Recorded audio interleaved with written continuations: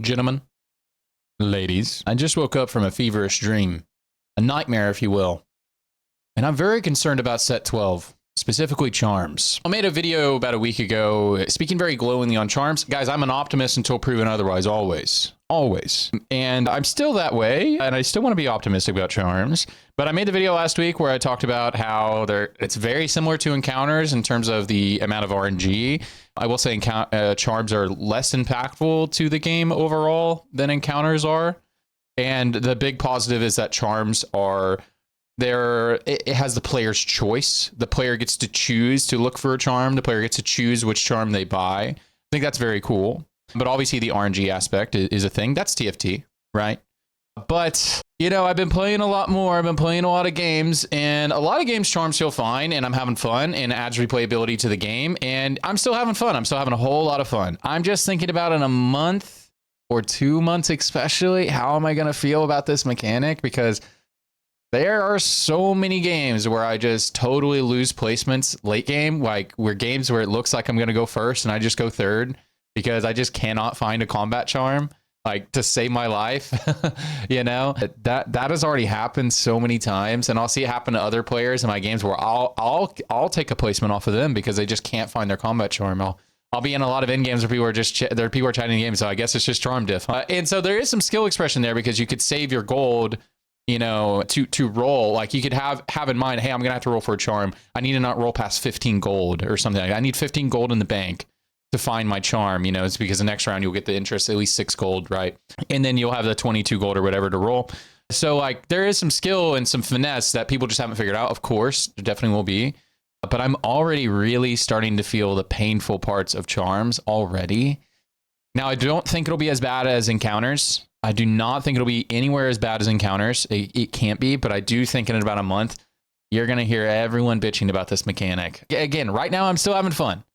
And so the other thing about the mechanic is every game that I go fast 8 or fast 9, the game feels a lot more like RNG based, because if I'm going to go level 9 win out angle and I have 1 or 2 lives, you know, ideally I would have 2 lives once I hit my comp.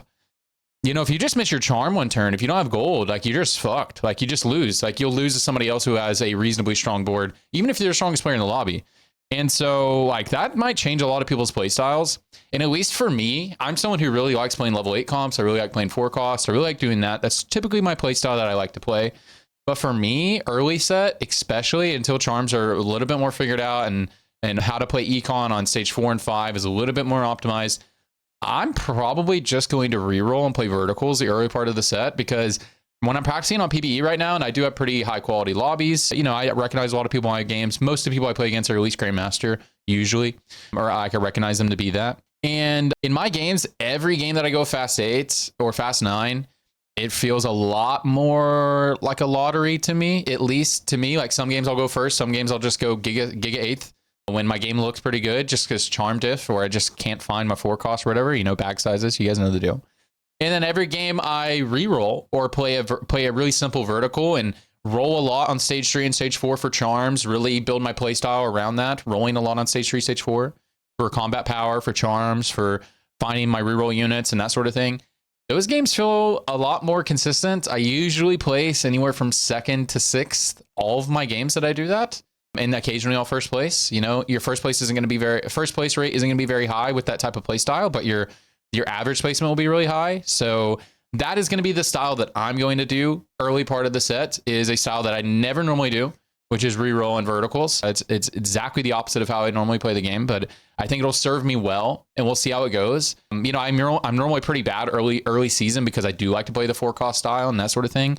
And that's not to say that you can't play the 4 cost style. I think you're going to see a lot of very skilled players making the 4 costs and legendary style work, and good for them. But yeah, I think it's gonna be a lot more consistent, playing really aggressive on stage 3, stage 4, rolling for charms and looking for reroll angles. Once we have stats and once we know which reroll comps are strong and that sort of thing, I think it's gonna be a very, very, very viable strategy.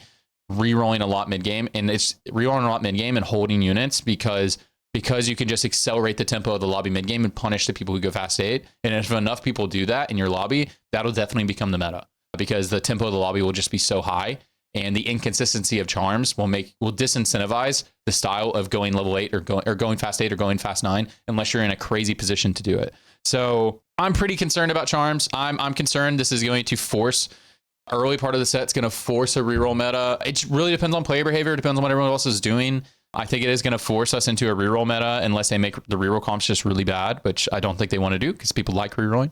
A lot of people like rerolling, a lot of the casuals especially. And I just think like we're really going to not like charms in a month. I'm a little worried about it. And, I'm not going to talk too much about this, but I just want to say this real quick. I'd be really down for the next CFT set for us to just have a mechanic that's more visual and less gameplay impacting. Like, I don't know, like I'm just spitballing here. Like you can change the color and design of your board or something like that, or some elements to it, because obviously they need to sell board skins, but change some design element of it that like can make your game feel really unique.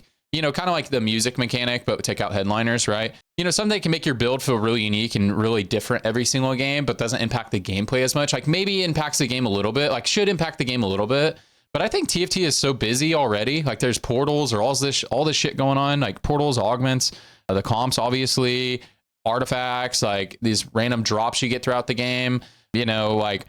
I think the game is busy enough already that we could really afford to have a non-gameplay mechanic that is this set mechanic, or like it could be a gameplay mechanic but extremely minor and be mainly a visual and aesthetic mechanic. I'd be so down for that, but I don't know if TFT would ever do that, because I know most people love novelty and a lot of the casuals would love novelty, but maybe the novelty could just be visual and could just be like in unit quality and unit design and that sort of thing. And I'd be so down for that. I think the game is already so busy already. But anyways, guys, that's my thoughts. What are your thoughts about the new set? What are your thoughts about, or new set mechanic? What are your thoughts about having a non-gameplay mechanic? That's just something that came up in my head while filming this. Anyways, appreciate you guys. Follow my Twitch. I'll see you on the next one. Bye.